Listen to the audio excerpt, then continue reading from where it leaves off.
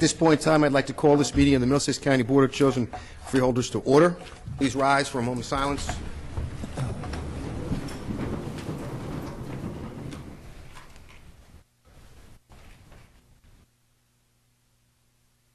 Salute to the flag, Dennis. Allegiance to the flag of the United States of America and to the republic for which it stands, one nation, under God, indivisible, with liberty and justice for all. Notice of this meeting pursuant to the Open Public Meetings Act, NJSA 10:4-10, has been complied with and shall be entered into the minutes of this meeting. Roll call. Freeholder Barrett Belante. Here. Freeholder Delina. Freeholder Polos. Here. Freeholder Rios. Here. Freeholder Tamaro. Here. Freeholder Valenti. Here. Freeholder Director Rafano. Here. Commemorative resolutions. We have one this evening, recognizing the following individuals for the heroism they demonstrated on January 12th while rescuing someone from the Raritan River. Middlesex County Sheriff's Officer Joseph Moriali, and Perth Amboy Police Officers and Perth Amboy Fire Department Marine 5 members, Lieutenant Lawrence Catano, Sergeant William Tejan, Carmelo Jimenez, David Guzman, Rafael Puntiel, Emma Cabrera, Aurelio Vasquez, Luis Perez, Gilberto Simeo, Michael Buzier, Jesus Martinez, Nicholas Milroy, Jorge Arocho, and Luis Olivet. I need a motion to adopt the resolution. So moved. Second.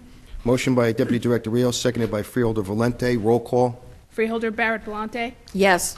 Freeholder Polos. Yes. Freeholder Rios. Yes. Freeholder Tamaro. Yes. Freeholder Valenti. Yes. Freeholder Director Rafano. Yes. I now recognize Deputy Director Rios to make the presentation. Thank you, Director. Before we have Captain Casco here. We have Sheriff's Officer Moriali here. Sheriff Millie Scott, if you would be willing to come up, and Mayor Diaz is here.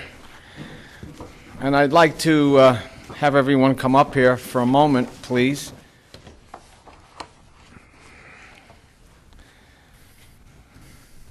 You have the honor.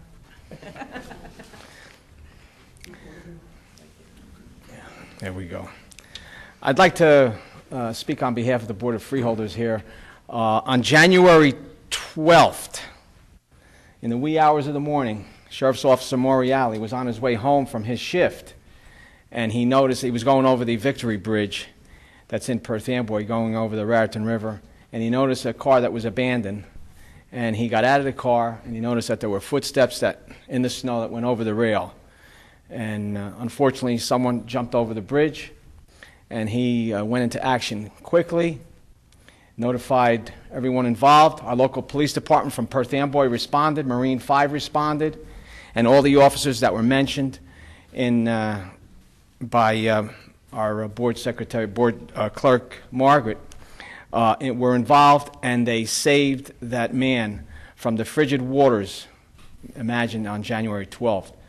So it's a great honor to be here and to congratulate you for your quick thinking and for all the officers involved from Perth Amboy. So on behalf of the Board of Freeholders and the citizens of Middlesex County, thank you for a job well done and well above and beyond the call of duty. Congratulations. Sheriff. Thank you, Deputy Director. On behalf of the Sheriff's Department, I want to say to the Freeholders and Deputy Director Rios, thank you for honoring and recognizing Sheriff's Officer Morale. You know, sometimes we take it for granted that our police officers, it's their job, and it is their job. But sometimes you go beyond your job, and they will be the first ones to tell you it's my job and I didn't do anything other than my job. But it's nice to be recognized for doing something. A terrible incident could have turned into a tragedy. And with the alertness of Officer Morale, in a blizzard day, looking through tracks in the snow, going to the bridge, looking down, he reacted. And upon him reacting, he notified the Perth Amboy Police Department, which reacted immediately. So it was a joint effort between the Sheriff's Department and the Perth Amboy Police Department. And I want to say thank you to the Perth Amboy Police Department also. And thank you to Mayor Diaz for having us here today, for you being here also. And Mayor Diaz, I'm going to turn it over to you. Thank you, Deputy Director Rios. Freeholders, I am so excited that tonight you're honoring our men and women who are out there every day protecting our residents. They work, I have the pleasure to work with a fantastic team of men and women who are every day are out there helping the residents of our great city of Perth Amboy. And to know that you're honoring them is such a great honor for me as being the mayor of the city of Perth Amboy, because I know how hard they work, and sometimes we take for granted that they're there.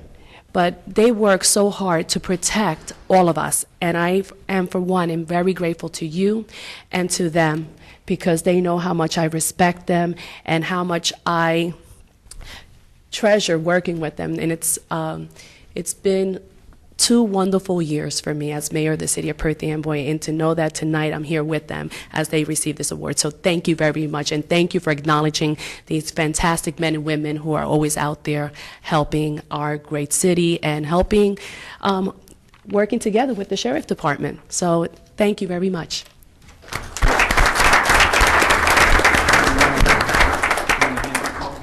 Would you like to say a few words? Thank you, Freeholders. So all I want to say is that as law enforcement officers, we're trained to be observant. I'm just glad that I was able to help that night. That man survived. Can't tell you the feeling that it is to save a life. It's the first time for me, and I was glad I was there. And thank you very much.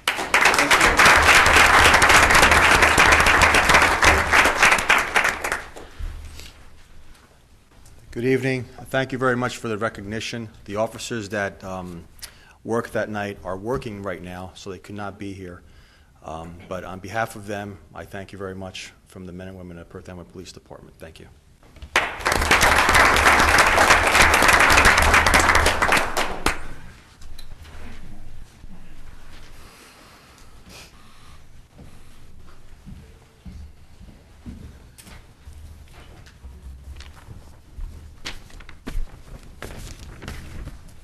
Correspondence?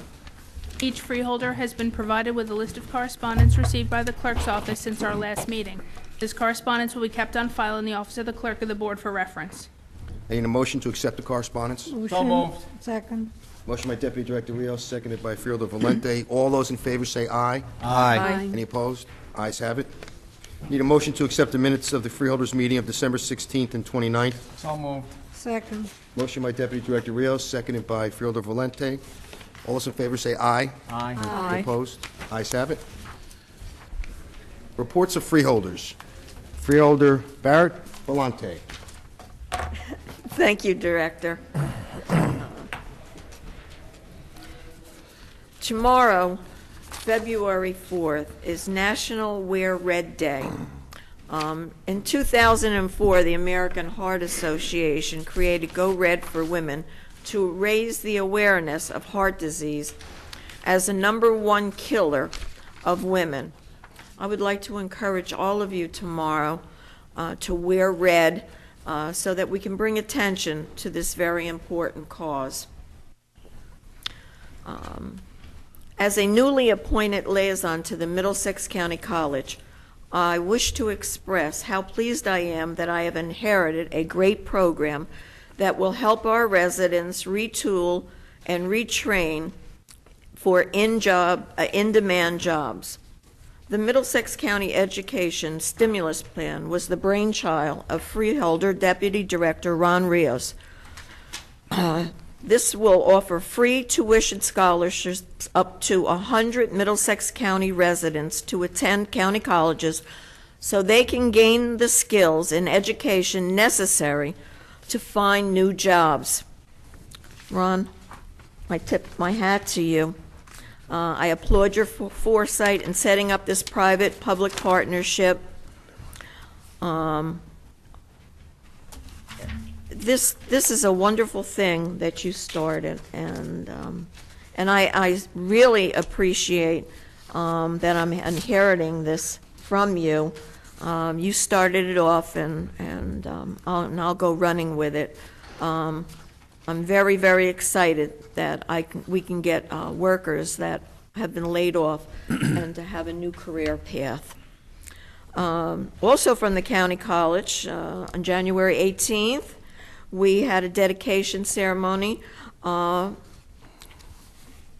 the new Craybill Hall. Students from the high schools in Perth Amboy, Edison, and East Brunswick, and Piscataway, they were invited to participate in the culinary demonstrations at the new culinary lab. Then on January 20th, many corporate and community partners joined us to continue the celebration of this new hall. The Edison and Middlesex County Regional Chambers of Commerce hosted a breakfast networking event at the college, hosted their 7th annual community celebration there. So far, the Craybill Hall has received rave reviews from both the students and the community alike. Middlesex County Environmental Health Division, the GIS Septic System Project. This project was initiated in 2010 to map, using GIS computer technology, all septic systems in the county in order to comply with the New Jersey Department of Environmental Protection. Because of the large amount of septic systems in the county, it was decided to focus on environmentally sensitive areas in the contracting municipalities. So this is going to be a joint effort between the Health Department and the Middlesex County Planning Board. Also, the Health Department offers food handling training courses to all of our 22 contracting municipalities every year. For a list of courses being offered in 2011, please call the Public Health Department 732-745-3100 or visit the Public Health Department website. Out at the vocational schools, the Academy for Allied Health and Biomedical Science, 2 student teams submitted entries to the NYU Polytech Infovention competition. One of the teams made it to the semifinal stage of the competition. Once again, our students excel out there in Middlesex County Votech schools, and we applaud them. Out at the East Brunswick campus, the Interact Club adopted a unit of soldiers through the American Red Cross of Central Jersey and collected comforts of home items, snacks, hand and foot warmers, wet wipes, chapstick, books, and etc. These items will be sent to the military members serving overseas. Now, in Piscataway campus, Jessica Van Orden was selected as a 2011 Star State Green Hand winner for the Future Farmers of America. She will receive her award at the 82nd State FFA Convention in May. And we want to send our congratulations to Jessica. Thank you. That's my report for tonight. Thank you, Freeholder. Freeholder Paulos? Thank you, Freeholder Director. First, I'd like to recognize the great work that is being done by our County Road Department, our Parks Department, Public Properties. The men and women of those departments have been working tirelessly this winter. We're into our 9th storm, I believe, this coming Saturday. We've already exceeded just about every record known to man with respect to snowfall, and that staff has really done a yeoman's job, working all night, being up all night. It's tough work being out in the cold, dealing with what they have to deal with. It's been some really brutal conditions, but I think they've done an excellent job.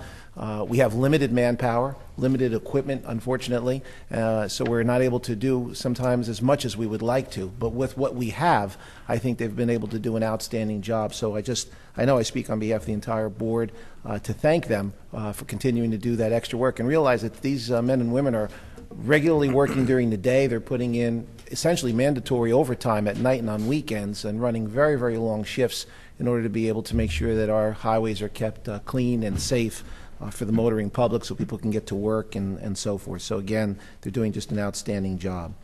This past week, we had another subcommittee meeting with respect to our START committee and moving ahead with some other concepts for training mechanisms for the START. I want to thank the members of that again for their hard work and dedication to keep moving along with our school training and response team initiative. Our county car wash continues to move forward, sometimes a little slower than I would like, but we're waiting for plans to come back from the engineer now so that we can present them to the board. I thought we would have had them 2 weeks ago. We were supposed to have them this coming week. We'll present them to the board and to the members so that we can hopefully pull this project together. Again, this is the cooperative project for a central car wash that would involve several communities in the county in order to meet the new DEP requirements for car washing facilities. I thought it was great to see the article and the editorial this past week in the Home News Tribune complimenting the county cooperative program, our Common Sense program. This program started, I guess, 10 years ago. We initiated it, and it has grown and continues to grow each and every year. It's providing a great savings to our communities, to all the members, and it is really using the concept, I always call it the Sam's Club or Costco concept of buying in large quantities and providing that pricing to our municipalities, any political subdivision within the county, utility authorities. There are some fire districts and schools now for the first time beginning a year ago can also participate. So it's a great buying opportunity, and I think as the article indicated, we were able this year to provide road salt to our communities at $49 a ton, and on the open market today, and you can just imagine with the amount of snowfall that we've had in the last couple of months, the prices for salt have gone up exponentially. Not only have they gone up in price, availability has been very, very difficult. So in order to secure a contract at $49 for our communities has just been something that has saved them a windfall of tax dollars. It's been great for the county as well, and something that continues to grow in size and in scope, and we're very happy to see that. Last but not least, just a little editorial comment. You know, or those of us who are involved in politics sometimes can disagree from one side to the other, Republican, Democrat, unaffiliated. And as people get into office or leave office, sometimes we have differences of opinion. There's differences in policy, differences in approaches to things, and so forth. And although there may be some arguments and disagreements and even some mild protest, nothing really comes to even approach what's been going on in Egypt. And you know, it only makes you really appreciate the type of government and operation that we have here, that we're able to disagree in a very civil way, be able to continue to move forward in a very civil way, be able to have a change of power, whether it's at the state or at the federal level or at the local or county level for that matter, and again, do it in a very civil way. It is a change that I think that the change that's happening in Egypt is something that I think someday we will look back on and realize that it is a historic moment for the world. It's I think a sign of changes to come throughout that part of the world. And I think that, you know, we should take a step back and just reflect on the fact that we're very fortunate that we live in a country that has such a stable form of government and one that can go through changes in a very stable and civil way. And at the same time, perhaps in our own way, do our own prayer or hope that the change that we know is coming about in Egypt and perhaps in the surrounding countries there as well is limited in scope with respect to injury and harm to those innocent people who are looking for more rights and more opportunity and the ability to be able to have some type of self-dignity in the way that they operate and run their lives. So I think we should hope for the best for their countries, for the people in those countries, and that there's a quick resolution, at least to this issue,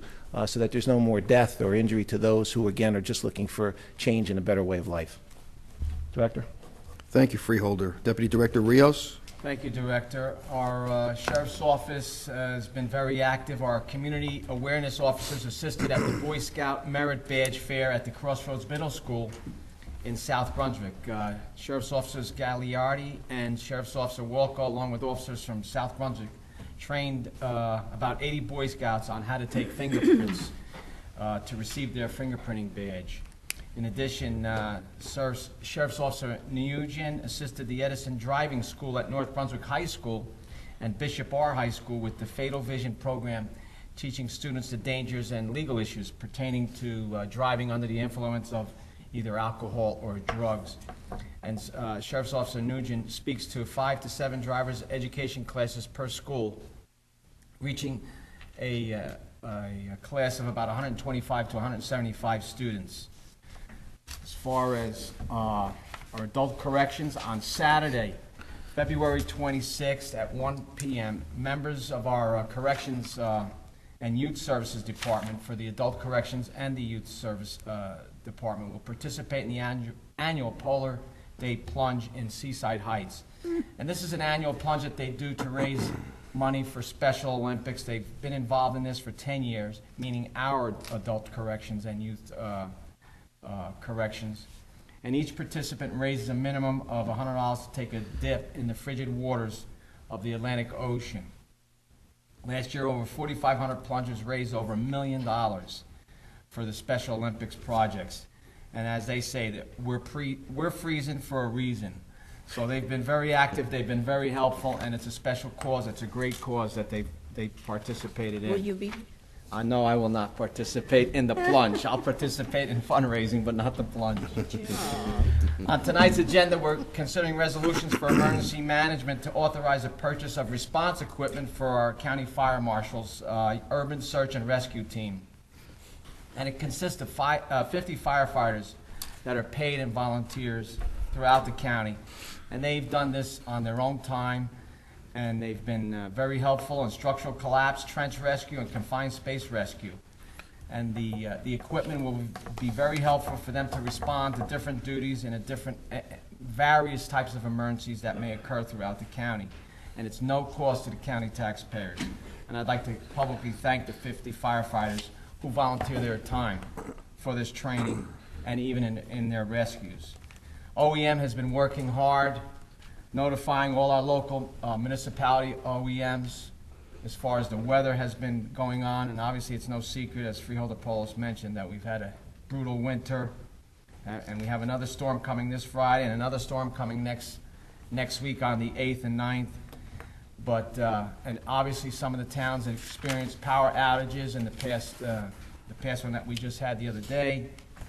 And we just ask everyone to be mindful of the fact that if you have a long power outage, be prepared to have drinking water, have your medications prepared, have flashlights, and just be prepared in case it's going to be out for an extended period of time, to have all things that are possible to maintain a healthy lifestyle while you're without power.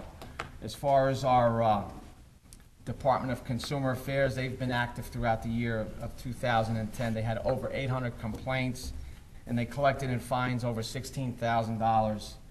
So we've been very active and continued progress in law and public safety. Director, thank you. Thank you, Deputy Director. Freeholder Tamaro?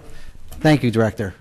This evening we're looking at, going to sponsor Resolution 171, and it has to do with housing and community development, block grant monies. And the 13 years that I served on Edison, we received well over $600,000 a year from the federal government. Well, the federal government is proposing to cut back on those dollars. And those dollars would hurt a lot of worthy organizations, not just in Edison, but throughout the country that receive those dollars. And I'm just going to name a few. And some of them are county sponsored also. The dollars go towards the Jewish Family and Vocational Services, making it possible to end homelessness, Catholic Charities, the Osmond Family Shelter, Infoline, Camp Kitty Keepwell, the Edison Housing Authority, the Housing Coalition, and the Edison Shelter Workshop. And all these nonprofits service the county population, except for the Edison Housing Authority. We also give service dollars, and several of those that are run by the Edison government, including housing rehab, medical transport, and Mr. Fix-It. Mr. Fix-It is a program that goes into senior houses and fixes minor issues in a house, and also inspects that house for that senior to see if it needs any railings fixed or something else, and he does a great job. And all those things will be cut back if the federal government decides to cut some of the funding there. We also help out the Cerebral Palsy Group Home, Catholic Charities, making it possible, Camp Kitty Keepwell, and the Edison Department of Engineering and Public Works for infrastructure projects. This is done every year.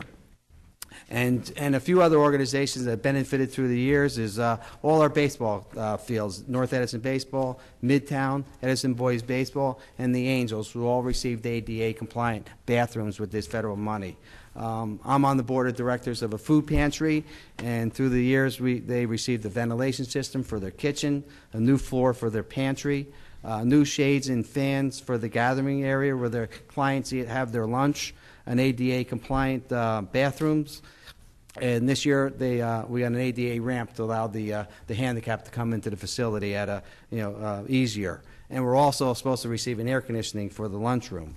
The Edison Museum right now is being renovated for ADA compliant through these dollars, and otherwise wouldn't have been able to afford to be able to have that done. I would ask that after we vote yes on this, that we send it to all 25 towns in the county and to our 2 U.S. senators and our 13 congresspeople. I'm also asking this evening for the board to consider a resolution to the state legislator to not pass a bill that's being fast-tracked. I've been in government for 13 years, and anytime you were in government, your biggest complaint is it moves too slow. Well, this bill is not moving slow. It's already out of committee, and it's being ready to actually be voted on. So I've asked that my colleagues on the board support this tonight. And what this bill does to the cable company, the cable visions, or whatever, Comcast, whatever you have, it will eliminate the requirement that cable companies provide municipalities with access to public and educational government channels. Meaning that Edison has two cable stations, one for the Board of Ed and one for local. They will not have to provide that any longer. It will also eliminate the requirement that cable companies provide basic service and internet service to municipal buildings and schools, which they don't charge for now. Now they'll probably will charge it for it. And it will also eliminate the requirement that cable companies provide equipment and training for access users. So I would ask my colleagues on the boards to support this resolution tonight, asking the state legislators not to vote up for this because the cable TV is a lifeline for our residents, and you can't believe how many people watch local access. You'll be in anywhere, and they'll say, "Oh, I know you from somewhere." Well, that's right. We see you on TV, and it's very important for our communities to continue to have this access to TV, to the channel. I know they get you on it too, because it used to be you got it as a basic service. Now you have to have the box in order to receive the service through the cable company. So this will eliminate it. So we don't want this to happen, and I would ask that the board support it this evening. Thank you. Thank you, Freeholder. Freeholder Valente? Thank you, Freeholder Director. I want to report on this past Wednesday, January 26th, was the annual point-in-time survey of homeless persons, and it was conducted throughout our county. Nearly 700 surveys were entered online to establish this 24-hour snapshot of the homeless, which is key to acquiring federal funds to combat the issue of homelessness. And some of the agencies that participated in collecting these surveys included Catholic Charities, DIFAS, Fish Hospitality, Infoline, Jewish Renaissance Foundation, Making It Possible to End Homelessness, the Board of Social Services, Women Aware, Triple C Housing, Elijah's Promise, and the Salvation Army in Perth Amboy. Both Elijah's Promise in New Brunswick and the Perth Amboy Salvation Army also held Project Homeless Connect activities for the homeless at their sites. What does that mean? Well, they were given donated coats, socks, blankets, personal toiletries, were distributed at both locations between 11 a.m. and 8 p.m. on the same day that the point-in-time survey was conducted. If we recall, it was a cold and snowy day, which limited some of the outreach efforts. But in spite of that, our volunteers braved this difficult weather, and they assisted with the completion of the surveys, the distribution of supplies, and the outreach activities. And we want to thank each and every one of them for their tireless efforts. And that's the end of my report, sir. Thank you, Freeholder. Mr. Kelso, any resolutions to be amended? There are none.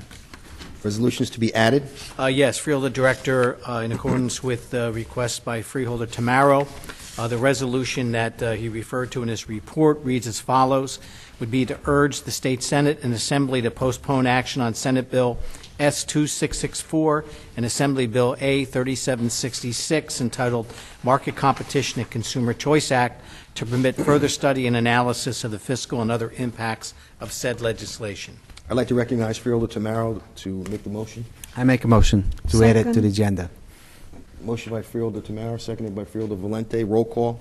Freeholder Barrett Belante. Yes. Freeholder Polos. Yes. Freeholder Rios. Yes. Freeholder Tamaro. Yes. Freeholder Valenti. Yes. Freeholder Director Rafano. Yes. And that will be Resolution 11-0198. Any resolutions to be held? There are none. Any resolutions to be voided? There are none. At this point in time, I'd like to open to the public for discussion. Any resolutions listed on the agenda? Remember, there's a 5-minute rule. Mr. Stewart?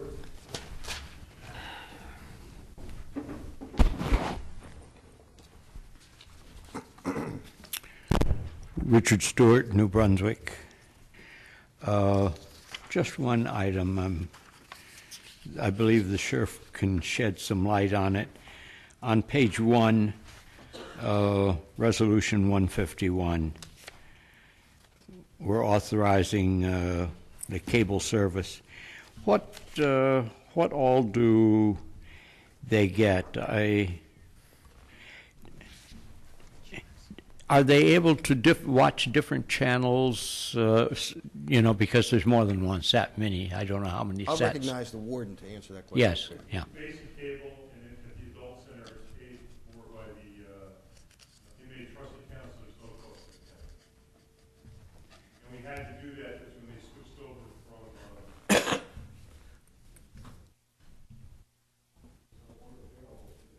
we couldn't get TV to the airways, so we had to go with the cable. Okay. But it's not, no cost to the taxpayer? Correct. Okay. But the youth, there is a charge over to youth? Yeah, the youth there's a charge. Okay. And that's just basic cable and education.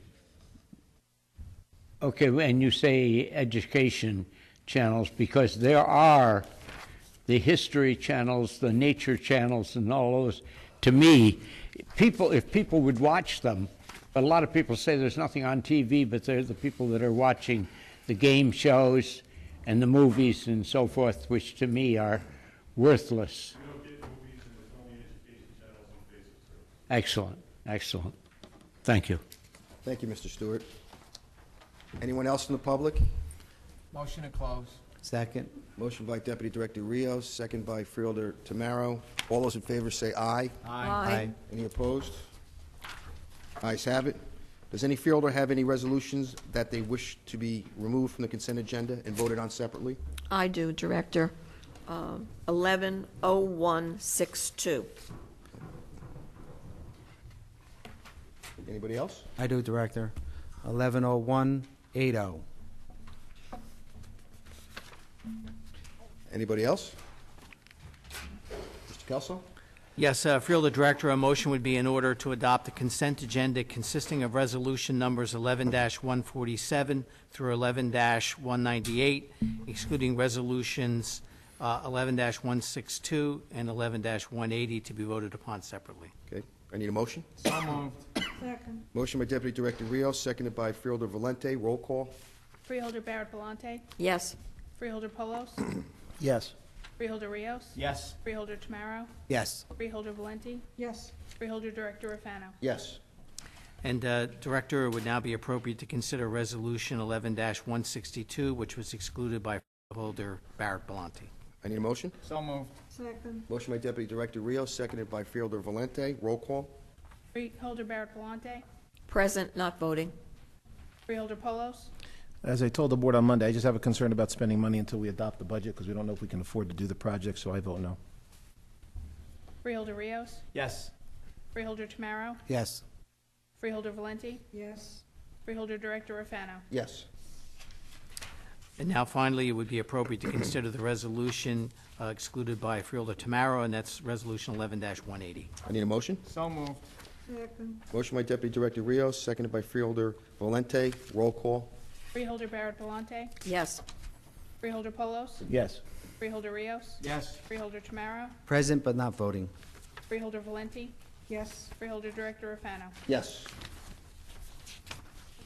At this point in time, again, I'd open up to the public on any item. Make a motion.